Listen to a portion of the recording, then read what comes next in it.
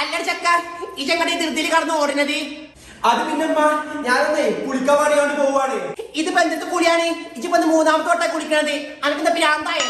ഞാൻ പുറത്ത് പോയി വന്നതല്ലേ, നല്ല വെയിലായിരുന്നു. ചൂടെടുത്ത് ഞാൻ ആകെ വയർത്തിക്കണ്. കുളിച്ചേ പറ്റി, നിസ്കരിക്കേണ്ടതല്ലേ. അത് ശരിയാണ്. കുളിക്കുമ്പളേ പ്രത്യേക വേണം. ഇജെന്നാ പോയി കുളിച്ചോ. അമ്മ പാവന്റെ കുട്ടി നോമ്പായിട്ടേ ആകെ മാറി. എന്ന് ഈമാണ്ടായ മതിയായിരുന്നു. ഇപ്പഴാണ് ഒന്ന് സമാധാനായത്.